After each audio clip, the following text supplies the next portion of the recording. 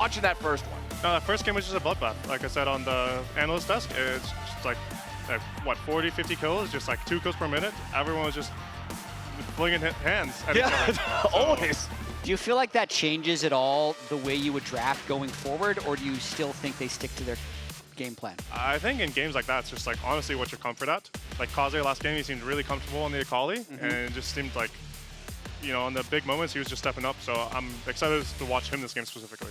Well, Red Canids did choose to remain on the red side here for this one. You're going to continue to see the Wukong and Sylas bans from Shopify, just like you saw in game number 1. Over on the other side, the Annie and the Azir, again, just focusing on those standard mid lane picks against Palafox. Poppy also banned out. First pick of the draft here in game number 2 is Ambessa for Fudge, and Fudge was a serious performer for Shopify in game 1. Yeah, Fudge was smurfing. He's also 2-0 on the Ambessa so far here, or at least in split 3. I like the first pick, Orianna and the Jhin pairing from red. That's just a very stable, good, strong mid 2v2. What do you feel like Palafox would be best suited to play here in your experience, APA? Well, I feel like, you know, he's often been a very good Talia player. He can take Talia. There's like Galio. Those are the 2 big options I have. Like, he does play a little bit of Akali, but of course it was taken last game in Fearless. So, you know, I would just assume like Talia or Galio would be the 2 I'm thinking of.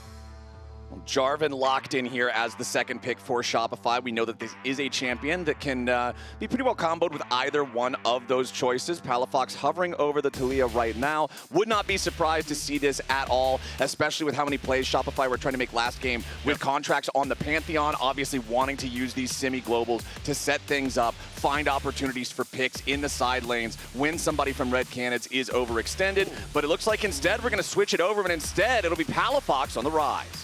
Bit surprising, honestly. I was looking at like, you know, immobile Orianna versus Jarvan versus Talia. Like you lose your flash and all of a sudden you're just a target to be picked off like every single fight. So, but I'm interested in the Ryze pick. You know, it can get Prowl versus Orianna, can have a lot of map mobility. Like we'll see how he does. Yeah, if I had to guess, they're just trying to exploit the fact that Fudge was able to get such a big advantage in side lanes on the Aurora last game. So they might think that if things go wrong, we're just going to split push with Ryze. Like we're just going to play side lanes because they don't think Red can keep up. So how do we feel about the Yorick locked in here for FNB against Fudge's Ambessa? He's saying, all right, I'm going to take this side lane role, try to split push to victory. You know, if we think that like how Shopify is going to win is through like side push and side laning, then, you know, Yorick's the perfect counter to that. You know, it's really hard to beat him 1v1 side lane. You can try to beat him 1v2, but he's like, he has his own maiden, so he's like 2v2ing you basically. Yeah, exactly. And then it's just difficult. Like, I really like the Yorick pick here. Yeah, it's also his most played in split 3, so he's played a good chunk of Yorick. Last time he won with it lost with it in a 48-minute game in their finals versus Vivo Cade Stars. So he has had a few bangers on it for sure. So interesting thing, similarity between this game and game number 1. Both games, both teams drafted both solo lanes and jungler in the first half of the draft. Support and AD carry have not been the priority for either one of these teams thus far, which means, again, here in the second half of bans, it's going to be marksman, it's going to be supports. Senna and Alistar banned away by Red Canids. Remember that last time around, the Alistar ban was put in there by Shopify. However, now they're going to ban out the Ezreal, removing one of those very safe marksmen, and the Lucian also banned away. I'm surprised they banned their own Lucian away, because when I think of Shopify, it's like Bvoy Seos, Lucian Nami combo, or Lucian whatever. It's iconic. So I'm a bit shocked that they banned their own Lucian. I agree. He's 7-0 on Lucian so far this year. And something else we found, APA, he's 0-7 on Corki. So Red took it away from us. We feel like that's totally fine. He saved us. But both teams are happy with Red Canids locking in the Corki here. Yeah, Ezreal banned as well. So, I mean, all of his most played picks are off the table. He's got a good Sivir angle. Rakan ended up being banned in game 1. They could also go Rakan here. And Rakan Sivir is what Rakan Sivir is a nice combo. Is what I would think Bvoy Seos do. I always like to see Sivir alongside like more immobile solo laners as well, like the Ryze, but looks like instead they have a different idea. Long range. The Jhin, yeah, for the long range, more facilitatory role for the AD carry. I like the Bard pick. You got 2 mobile champions on side of Shopify, so like Bard, anytime they have no flash, just shoot an ult at them and you can maybe start an engage. Good stuff there. We'll see how effective Frosty is at this one. We've seen some pretty impressive Bard performances from a lot of different supports here in the North throughout this split. So I'm curious to see if the South can keep up with the Bard magic on this one. How are you guys feeling about how the two drafts measure up now that we get to see the full 10 champion spread? Do we feel like there's a major advantage for one side or the other? Yeah, I mean, my opinion is they're just different team compositions. I feel like Shopify Rebellion really want to play side lanes and really want to do long-range picks. But I'd say if you're Red, they have a stronger team-fighting team comp, but still can add that mobility with the Bard. So I feel like they have a lot of really good tools on the side of Red, but they have shown that they're not that good playing side lanes, which makes me like the style of Shopify's composition. Yeah. I'm also just curious to see just how mid lane goes. Like, it looked like Kaze was having a good time last game, and then I think he's in another good matchup. You know, even though Palafox counter-picked him, I would take the Orianna side of the Ryze matchup. So if they can look to exploit that a little bit more and just go from there. All right, excited to see how Kaze will do on this more traditional style of mid laner with the Orianna, just playing the control mage versus playing the hyper-mobile assassin like the Akali. We saw Kaze get a lot of individual highlights in the previous game, but unfortunately for him was not enough to be able to secure the win. I do expect him to continue to be a big performer. I know that a lot of fans from the South are super hyped on this guy coming up from the academy scene, really making a splash immediately, showing that he is one of the top mid laners in the region. And now up against Palafox, we'll see how his Ori stacks up here. Immediate Bard binding into the wall on Palafox for a snappy electrocute as level 1 Red Canids moving into the enemy jungle. Yeah, a little more context on Red Canids. I know we touched it on game 1, but if you are just joining us now, they do a lot of level 1 invading, but they're also a very young team. FNB, oldest player on the team at 25. He's the veteran, but also considered the best performing top laner in Split 3 of the South. Everyone else, Doom, Kaze, Rabelo, all came up from the academy team recently that led to their resurgence. So definitely a team that loves to throw down and has a lot of youth and confidence in themselves. Yeah, I mean, Red already just has a nice advantage. They got a deep ward in on the top side. They pushed everyone out of the bot side. So Shopify are going to be starting with 0 information, while Red's starting with all the information they can want.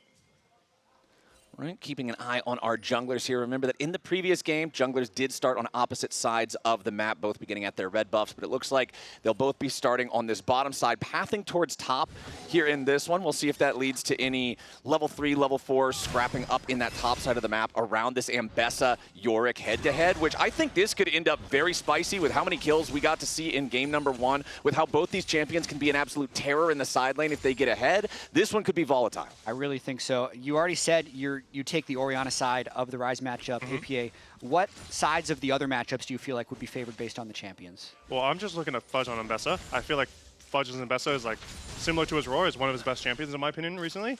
So like, I think with how he performed last game, I'm looking massively to how he performs this game in lane, because I think if he gets ahead, then he can just take over this game. And of course, now we're looking at mid lane, how it looks like they're already burning through their potions. It just looks like a fist fight again. And even bot lane's a fist fight too. Just fist fighting. It's just a fist fight. Everybody's brawling. Bvoy and Seo's pushed back down here in this bottom side early on. Remember that in the previous game, they were the ones who had priority over the bottom lane, but immediately grand entrance from Seo's. Rabelo down to 100 HP. Bvoy doesn't have a lot to work with himself, but it's already getting close down here. And you can just see with bot lane, all the secondary summoner spells are burned. Barrier's gone, the heal's gone, everything's gone bot lane, so it's just like no potions, no anything now. It's just whoever lane's better. Boots pots start for Bvoy, so he's going to want to have a little bit more sustain. And I also feel like we have Emily, who is standing by with talkers for an interview. Hello, I am joined here by Red Coach Talkers. Nice to be interviewing you now as a coach. What do you think went wrong game 1, and how are you guys going to readjust? I think they punished us a bit on side lanes, and their team fight was sharper than ours. Some team fights we just missed some key ultimates, so it was really down to details, and I think we just need to be like focused and we can win. In terms of side lane pressure, I also agree with that. I see Yorick here, kind of an easy cheat sheet for side waves. Is that kind of what you're hoping from Yorick in this game? Yeah, here we have Yorick with Bard, and they have Ryze, so let's see who can punish who, right? It's going to be probably really bloody on the side lane, so that's it. All right, well, game 1 was also really bloody. I wish you all the best, and we'll throw it back to the cast. Really bloody on the side lane. Sounds like exactly what I am expecting as well here from this one. As we do see FNB with control over this top lane 1v1 here nice and early. Does have a slight lead in terms of farm. Does have tempo on the wave, making sure that he's shoving Fudge in here. But it is still a while until we're going to see the grub spawn. So not a whole lot of attention up there towards that matchup from anybody else just yet. Yeah, I also feel like he's sitting on 2 biscuits, has the wave in a spot where he wouldn't get ganked, and has second wind plus Doran Shield, so he's going to be sustaining pretty well unless he goes for a bit of a silly all-in. I think Fudge has the lane in a totally okay spot and can still collect minions under his turret. See, I'm curious what Kaze is going to do after this, because I assume he's going to base TP, but then they could look to do a Dragon Timer off this because he already got Palafox's TP out, or he could just greed a little bit. You know, he might be close to a Lost Chapter. I don't know if he has it yet. And then, yeah, I think he actually just has Lost Chapter gold, so to be back, he's going to be very strong coming back in the lane. I feel like that's just got to be the ideal breakpoint to go for that first teleport to return to lane with, right? When you're playing one of these traditional control mages, the Lost Chapter power spike just feels like it gives you so much staying power. Yeah, and this is when the lane would just really start to get hard. You know, one shockwave from Orianna just rises like instantly 40% HP. So I'd be really careful about this matchup right now if I'm Palafox. Yeah, everyone's coming mid because they feel like this is also a breaking point for that lane. Contractz, they're going for it. Immediately, flash engage coming out from Palafox. His Contractz and Seos are ready to follow it up, but Doom has also arrived, and Frosty is on the follow. Palafox is going to die. It's first blood over to Red Canids, and Seos is about to drop 2 if he's not careful about it. Grand entrance back away. A double kill. The win becomes lightning. Doom gets it done. Shopify Rebellion thought they had it figured out, but Red Canids ends up coming out on top. I mean, they just go so aggressive, but don't have the damage to one-shot, so they burn everything on the initial engage, and then Red just gets to land the counterpunch. Yeah, I mean, you see like Palafox flash forward, and then Seos goes forward with a W, but Contractz isn't in range yet. Like, he's basically all their damage because they're using all the CC on the Orianna. And he's just not in range. He should have committed flash, and if they're not willing to commit flash, they can't go for that. Yeah, not to mention they don't have brush control on the left side, so there is a control ward down. Red knows that they're not spotted. And Seos, though, makes another play on the replay. Oh, Frosty! He barely stays alive with the last auto attack from Seos. Seals his fate. The 2v2 kill there for Shopify to get themselves back on the board. But now in the bottom lane, FNB versus Fudge is also going to stay nice and spicy. Palafox arrives here with a Realm Warp, but again, without a flash, he can't get in range of FNB in time. Now Palafox might be in a little bit of danger. He's fighting the Maiden and the Yorick at the same time, and FNB's just going to walk away. But now again, we've got the Deadly Flourish up here on the top side. Doom gets locked up. Contractz goes in, flashes back over the wall. Rabelo putting some firepower back into Seos as Shopify continues disengaging, but now Kaze has joined the fight. He's going to find the shockwave there with a Contractz, and Shopify Rebellion lose another one. Feats of Warfare claimed there for the side of Red. And Red staying really aggressive. I'm surprised the Contractz was going for that play on the top side when they had already committed their 2 soul laners to a failed play in the bot side, so it's just a matter of time until the numbers are advantage for Red on the top side. Yeah, I mean, it just looks like a fist fight. You know, game 1 started slow. This is a bar this fight, game man. It's just a bar fight everywhere, no matter what. I'm glad that we're at least getting to stay with this momentum after the game 1. I would have been sad if we slowed back down to a more expected pace in the second game as Frosty, nice interrupt there on the recall from Palafox, just spoiling that tempo. I mean, mid-gap is already like 700 gold because of the 3-3 and then the kill that they got on Contractz. So I'm curious to see how like Kaze can just leverage his advantage right now. Yeah, plus Palafox used his Ryze ult bottom lane, didn't really get much except half his health bar burned by the Yorick. So when you're in a situation like this, let's even just say you're on the Ryze, like how do you try and survive and get back into the game? You just gotta get a little bit of vision control, and then with a little bit of vision, you can hog that part of the lane and just try to wave clear until like a flash comes up or until, you know, someone can gank. Like this Orianna still in a flash, Jarvan's level 6. Something can happen there.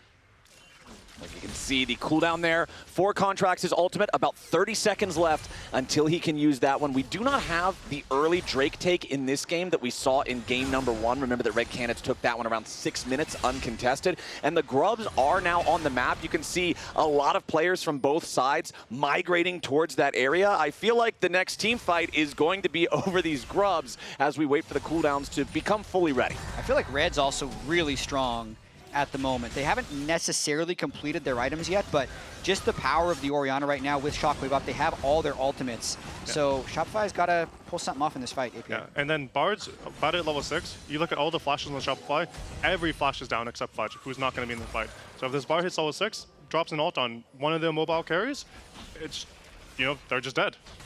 Contractz is ready to start up the grubs himself, at least try to take one of these before Red Canids can respond. But Kaze and Frosty are both still in the area. Frosty walking back towards the mid lane, trying to get the auto attack here on the minion to guarantee the level 6, and there it is. Frosty now with a Tempered Fate available. That big playmaking tool could decide the way this grub fight goes, but Contractz working his way back towards the pit right now. Down in bottom lane, neither one of these guys has their teleports available, but those cooldowns are almost exactly synced up, so if we don't get a grub fight for another minute and a half, they both could try to participate then, but it looks like Doom does not want to wait that long. Red Canids now going to start the objective. Yeah, and as APA pointed out, Bard is level 6 now, Teseos level 5, so they do have that support power spike, which I think gives them the confidence to start. Seos, though, hanging out in the mid lane, trying to get the EXP to get his ultimate unlocked. Red Canids going to secure the first grub already. Seos hits level 6 now. Shopify still hanging around the area, but it looks like Shopify is just here to observe what's happening, as we will see all 3 grubs go over to Red. Red dropped a mid wave for that, but, you know, they got 3 grubs. You know, I'd consider that worth. You know, one mid wave, you don't even lose a plate. Like, I'd take that. Yeah, really nice play there by Red. I feel like they're trying to play a little bit more measured in this game, even if it's still fairly bloody. They've made high percentage plays. I'd say FNB on this Yorick is really getting value with this counter pick onto Fudge's Ambessa, specifically surviving that 1v2 and having the wave push pretty much this entire game. So it's making it hard because Shopify doesn't have winning lanes to play off of. Especially when you remember game number 1 and how powerful Fudge's Aurora was, how important that was for Shopify hanging on when they were behind initially to catch back up and have good team fights. Now with Fudge down 25 CS, not being able to find victories in these 1v1 side lane situations, things are going to feel a little bit more suffocating. Yeah, I mean, both side laners from Red are just like winning respectively. You know, FMB is smashing Fudge right now, and then Kaze, you saw up earlier, he's just pulling the freeze top lane. So they're pressuring both sides of the map really, really hard. You know, nothing you can really do in the Corki, and they just get a free dragon because of it. There it is. Nobody from Shopify going to contest this one. Just like game number 1, uncontested Drake. However, this one 5 minutes later. So even if Red Canids do manage to just go straight 4 Drakes into Soul, it will not be a super early Soul potential this game. Fudge now has to try to back away again as FNB just finds the cage on him, takes him down to about 1/4 HP, and Fudge can't say anything about it. Yeah, he might end up losing a plate off of this as well. Just looking at the map state, there's no one able to come help him. Shopify's in survival mode right now, APA. I mean, everyone's just losing lane except Bvoy, but it's so hard for you to do anything against Corki. You just, you know, like just 50-50 the ways mid lane, and then side lane's just so hard. Like, you've already lost your Ambessa DP. Like, Ryze ended up getting the top wave in, but however much CS he lost there. So it's real hard for the side laners right now. Yeah, I mean, what does Red do to advance the game then? Because they're 2,000 gold up and look to be in a good position. I mean, right now, it's, in my opinion, I don't think they have to like advance the game. They're getting all the objectives. They're winning all their lanes. They just have to keep doing what they're doing. They don't have to like break the game anyway. If they don't make any mistakes, they're doing quite well. So then let me pose the counter question. If you're Shopify, particularly, you know, Contractz has his Sundered Sky, he's got ult, he's got flash, he's got everything. Where do you want to see them try to make plays to stop this bleeding and make sure that they can stay competitive with Red Canids as we head towards the mid game? I mean, it's a hard question because, of course, like you can just send your flash ult on the Orianna or on, like, you know, in a mobile champion, you know, the Bard, and get their flash. But then it's if you're doing that, you also lose all your like minimum pressure that you already have. So it's so scary to use something if it's not like a clean hit. Kaze gonna step up here and find that shockwave onto Palafox as Doom's coming up right behind him. Palafox wants to take the Realm Warp. He even tries to spend the flash to get in range. Yeah. Palafox loses the summoner, loses his life. I mean, that's gonna be really rough. Like, Palafox lost flash, lost his ulti. He's so like just weak right now on the Ryze. It's gonna be so hard for him to come back into this game. Man, that is a rough one for the Shopify mid laner. Now 2 minutes until the Herald spawns. Kaze's also going to take the extra plate up there in the top lane off of that turret to go along with the kill that they got. This is nearly a 3,000 gold lead before plates even fall for Red Canids. This is a massive early game. They're taking high percentage plays. I mean, maybe not this one. FMB's so far ahead in lane, he's decided to take the red buff with the Maiden. This is, we'll see how this works out. Well, he's got backup coming around to help him. Looks like it's his. Yeah, Frosty's making his way over. If Contractz tries to stop this, he might be in some danger. He's going to try to EQ over the wall, and FNB is just waiting. Contractz gets caught out. Doom picks up a rampage. 4-0-1 here with the Zhao. where did they think that Yorick went? Is the right question, because I understand why you don't expect him to just be disappearing in your own jungle and killing your red buff, but Fudge had been getting pushed in the whole game. I wonder how FNB snuck in there, whether he faked the recall and it made them think that he was back in base, because that was just a beautiful trap that they set up to get a kill on the Contractz. I mean, right now it just looks like Shopify are just getting suffocated. You know, they're losing everywhere. They're losing top, jungle, mid, bot. It's so hard for them to do anything. Well, Seos is at least trying to set something up here for Fudge to find something back on FNB. FNB with a flash away. Seos decides that means he's got to commit the quickness, but Fudge is losing to the maiden at the same time. FNB, again, in a 1v2, stands tall and beats them back. We're seeing that FNB Yorick power and why he's so respected as a top laner in the South right now. That's the second 1v2 he's pretty much just walked away from after dueling them. I mean, yeah, it cost him his flash, but he got a lot back out of it. Now the cage, he'll force the flash out of Seos, and he's still on the chase. FNB is embarrassing Shopify Rebellion. And this is like the really scary part, because you use your move to attack FNB on the bot lane, and then you just lose all your pressure top lane. Like, look at Palafox. He just has to abandon top lane completely because, you know, they have no clue where the Bard is. They have no clue where Doom is. They can be anywhere. Seos spent both summoner spells and his ult trying to make that play down there in the bottom lane. Fudge has still only got 20% HP, so yeah, he can clear away a wave that's crashing into the turret, but he can't really do much more than that. His presence on the map is severely limited. Meanwhile, FNB on the Yorick, he's going to pick up the tunneler, he's going to pick up more pieces. Seos tries to jump in there, but there's just no real threat onto Rabelo. And now that Rift Herald, it's just been getting soloed by Doom the entire time. This is going to be another neutral objective the way of Red Canids. They've already got 3 grubs. They've already got the Drake. This is going to be feats of warfare secured as well. Yeah, I mean, it's just another free objective for the Red Canids. Like, they've got grubs. They got the first dragon. They got a Rift Herald. You know, I'm curious to see when Shopify like stops getting suffocated and just, you know, tries to take their stand, tries to, you know, do the Hail Mary to win the game. Yeah, I mean, the little plays they've tried have just fallen away from them time and time again. This is such a great performance by Red. Seos just trying to get a little bit of pathing, but he's probably dead too. Yeah, Tempered Fate. Ooh, but the timing on the Cosmic Binding isn't exactly what they needed, so Seos can still get away. But man, this is so scary for Shopify. They're down 4,000 gold 16 minutes into the game, and it's about to get even worse as the Herald driven straight into the turret there by Doom. This should provide more than enough damage to guarantee that they can take first turret as well. Gold lead, 4,500 gold. Contractz and Palafox are going to make the move on FNB, but again, the Yorick, he's so damn strong. Fudge comes in here for the public execution. He needs more damage and he can't quite find it. Finally, Fudge gets the shutdown, but he has to use the whole kitchen sink to do it, and it's still just a 1-for-1. They had to send a third person to FNB this time, and they still get one back. FNB and Red are going to be happy about that one. They'll get the Drake on top of it as well. You know, the Maiden is so strong, you consider it a 1v2, but then it's just a 2v2. They needed to bring Fudge, the third man in, to make it fair. They finally get their numbers advantage, but still just the even trade. Right afterwards, Doom knows that there's nothing Shopify can do, so he picks up the Drake as well. Just another free objective. Like, not really free. Shopify did try to stand for it. They lose Dragon, and then they lose the bot too as well. I mean, they just continue to try and make plays onto this Yorick, and it continues to not go great for them. At the same time, they did get the TP, so when they're down 4,000 gold, I'd say getting the shutdown and the 1-for-1, I think they're losing the Drake anyway. That's a play that you take again if you're Shopify. Just goes to show, though, how strong the Yorick is. They got the top lane tier 1, so I believe that should be a bounty. Like that, that's something big back for Shopify. Exactly. Anything right now matters so much considering how bad the slide has been for Shopify throughout these first almost 18 minutes now.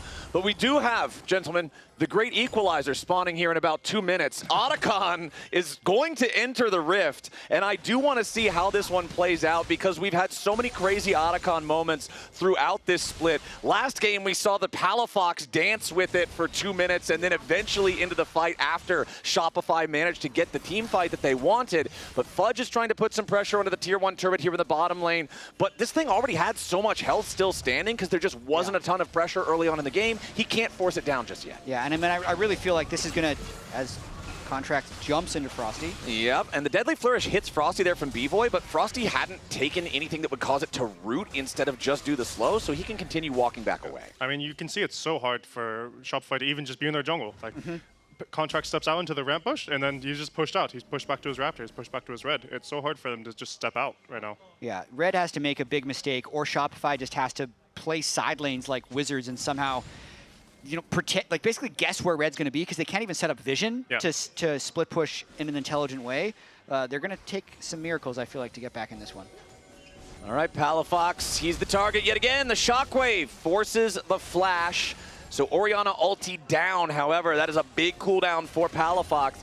And you have to be thinking, yeah, Kaze's going to have the Shockwave ready to go by the time they want to fight for this Otacon that spawns here in 35 seconds or so. It might be a little bit delayed after that, but I would think Red Canids could wait the little bit of extra time they need to have that massive team fighting tool, as Kaze, just using the Shockwave, forcing the flash, opens up the space to take the tier 1 turret. I'd say a bit of an opportunity, though. I don't think Red needed to commit 5 people to this play when they had the advantage anyway, so Fudge got a wave in that he's not going to end up hitting the turret, but he denied about a full wave of minions, so almost a chance there for Shopify to get a little bit back. Yeah, I mean, you can still see, like, whenever Frosty and Doom are going right now, they just push everyone of Shopify out of their own jungle. So they go top side, they get vision, they go bot side, they get vision. So it feels like Shopify have no information this entire game. Just look at the vision they have. They have no idea where Doom is right now.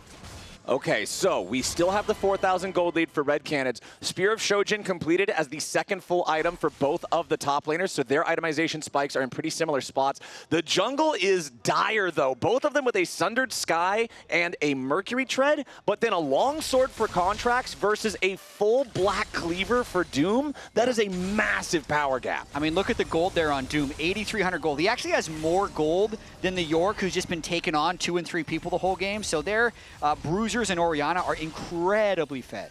I mean, I want to bring up, even though Kaze has been having a relatively quiet game, he still has a massive gold lead. Like, we haven't been focusing on him, but he's up 2k gold. He's 2.5 items. Like, this guy comes into an Otacon fight, if there's a team fight with him involved, he's going to do so much damage. Yeah, that Shockwave hits more than one target, and I feel like the whole fight's just GG from that point, right? Like, how do you even deal with that amount of burst, as it looks like Doom and Rabelo are going to go ahead and start this Otacon up. They have a control ward in the pit, so even if Shopify has suspicions, they cannot confirm that this is what Red Canids are doing. It's also the Scuttle Crab going to be picked up here by FNB, unless Contractz can steal it away. Scuttle Crab goes down there. It is stolen by Shopify, but the Otacon down to 2,000 HP, and Red Canids cleanly secure the Otacon. The curtain call opens up, but he can't really do anything against mostly full health targets. Doom jumps in after Fudge. Red Canids find a kill. They're going to get the objective plus the dessert. Nicely done there by Red Canids, ready to peel off. I think Shopify wanted to soft contest this while Palafox split push, but they went a little too far with their soft contest, and the Bard really chased down Fudge well. Yeah, I mean, it just feels like this entire game is just a suffocation, like a slow suffocation from Red. It's honestly really impressive to watch. Yeah, this has definitely been a strong performance from Red Canids. It's been a much more controlled game. 10 kills in 22 minutes is much slower than the last one. Contractz wants to go in on Kaze. Nice use of the Cataclysm into the immediate EQ combo back to the rest of the team, but there's just no follow-up. They're just so far behind. A double kill to Rabelo, and Shopify Rebellion just look lost. I totally agree. Who was supposed to do damage there? Because Contractz isn't going to one-shot them with the ultimate. Fudge is dead, and the Palafox TP is 5 seconds after the fight APA. Yeah, I mean, the only thing that's like the only thing you can take off is you got 3 flashes off Red. You got Doom's flash, you got Rabelo's flash, you got Frosty's flash. Maybe going into like the next Dragon fight, or like, you know, just the next Baron, or like, you can get something going for yourself. Yeah, Contractz, maybe it was just to burn the flashes, because you can see he decides to take the Bard portal at the last second. It's just Bvoy that's way in the back with only 1 shot left in the tank, so no chance that gets kills. And then the TP comes in very late. Shopify is completely out of sorts. Yeah, I mean, the Contractz play looked cool up until you realize the consequences of nobody else on the team is around. Like, he dodges the shockwave, he gets the triple knockup with the flag combo, but then just the reaction, it's not enough. 11-2 now for Red Canids, up 6,500 gold. They also secured their 3rd Drake of the game. That is sole point for the South representatives here. 23 minutes into the game, and it looks like they are starting their victory march. It's time to pick up all this standing gold from the tier 2 turrets. They take down the one in the bottom lane. Seo's gonna get caught by the Yorick cage here, but he does continue to disengage. Tempered Fate finds Palafox. Enemy mid laner down, and the Red Canids just keep on going. Yeah, I mean, you can just see it, like the Bard ult onto the no flash Ryze, it's so easy. It's near impossible to hit from that range. Yeah, I mean, they are really playing an impressive game. Contractz trying to get a pick. This is a flashless Corki. I don't know, man. I don't think Jarvan wants anything to do with this. Rabelo just takes him down, and yes, Fudge and Seos are going to swoop in, so they at least make it a 1-for-1. Shockwave doesn't hit a target, but Doom and Frosty are still ready to keep going here. Fudge does get one back onto Doom, but it's still 3 dead on Shopify, only 2 dead on Red.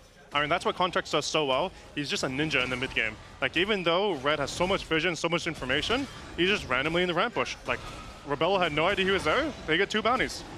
Yeah, pretty nice bounty. Still 7,000 gold down. I mean, this is kind of what we were talking about yesterday, Flowers, about the South, because I do feel like there was this perception because Split 1 was 8-1 for the North that it was going to be easy. I did not think it was going to be easy, and I was going to predict at least a game for every South team in every single series, because if you also look at the trajectory of this region, Pain Gaming, who was eliminated yesterday, made it to Worlds group stage out of the play-in last year. Furia took G2 to 5 games at MSI. They have had some of their best international performances ever, and I think this performance, just even in this game with how they are kind of suffocating out Shopify and playing a relatively controlled game, I think is a little bit of proof of the progress they've made. And it's what we were talking about at the top of the day before the series started. Hold on 1 second here. Contractz looking for the play yet again. Kaze could be in some danger. Tempered Fate finds Contractz and Kaze both, but Shopify Rebellion, that's a big pick there on the enemy Orianna. Just as the clock hits 25 minutes, Shopify might decide this is the Hail Mary Baron that they need with the enemy mid laner down for 40 seconds. There will be a teleport available for Kaze to join back up if this takes too long. Red Canids still looking to approach. Seos over the wall. Nice engage as they immediately kill off the enemy support, but now Rabelo still does a ton of damage here with the Corki. FNB's made his way into the fight, and Fudge is going to be targeted next here by the Yorick, who buries him alive. Seos on the run, but Doom continues the charge. Palafox the next target as Doom kites it out. Red fights it out. Shopify Rebellion lights out. Triple kill FNB. And Doom and FNB are just too beefy. They arrive at the very end of the fight and just brawl, fist fight Shopify to death. Yeah, I mean, it was a great engage coming in from Seos, coming in from Contractz to get the pick, and then onto Frosty. But then, like you said, FNB comes in. This guy's a massive, like, he has so much gold in the York. He just comes in, just shovels everyone. But from the state that this game was in, Shopify even having this opportunity, I think, was extremely well played. Getting the pull as well is amazing. If Fudge lands that ultimate onto Rabelo, maybe they have a chance to win this fight because he is a flashless Corki. When they miss it, though, they still have to spend all this extra time killing the Corki. That gives FNB time to clean up. Like, as soon as that guy's going to enter the fight, it's going to be difficult. It just took too long to try and get that final kill onto Corki. I like the call from Shopify to try to send it after you get the pick on Orianna. I feel like you're so far behind in this game. You've got to take those small opportunities when you get them. But obviously, Red Canids were prepared. They are 8,000 gold ahead. There is less than 60 seconds until their Dragon Soul spawns, and they've got the Red Bull Baron power play for the next 2.5 minutes. Even with nobody else behind him, FNB is a one-man wrecking crew on these turrets as he keeps this push going. Yeah, I mean, just look at his items right now. He's 3 core. He pushes everyone by himself 1v1, and like they just can't do anything. You know, Palafox is trying to desperation push top lane, but they're ending the game mid lane. Yep, this might just be the push all the way if Red Canids want a full send it. Fudge does step up. Nice sidestep of the deadly flourish there from FNB. Throws out the cage, but he will not find Bvoy. Immediate though. Nice counterattack from Red Canids. Kaze gets the kill on Seos. FNB is low, but he is not dead just yet. Contractz goes back in, trying to find the LT here for the Kaze. Nobody on Red is dead. Fudge drops. Double kill for Kaze. Shopify Rebellion fall to pieces. The Dragon Soul is not required. 23-7. Red Canids show that Brazil came to play today. They will make their way on to the Nexus turrets. Bvoy won't have anything to say about it. And Red Canids Kalunga tie this series up. They have arrived here in Los Angeles. 8-1-12 for Doom. Some insane laning this entire time. Lounge, what's the response? Kalunga! Red Canids are seeing red. giving them one game to build some Oh false my sense gosh. of security, okay? Oh, is that what it is? Yeah. Yeah, I see. I can Build believe some that. false hope. Well, hey, a lot of us did predict the 3-1. We do still have Shopify favored here, but we thought that Red is capable of doing what we just saw. They have the hands. They can actually answer Shopify, especially in the mid lane. That was a big lead that we saw forming there. Yeah, and I think the big thing was it came down to side wave pressure, right? Yep. Like we talked about how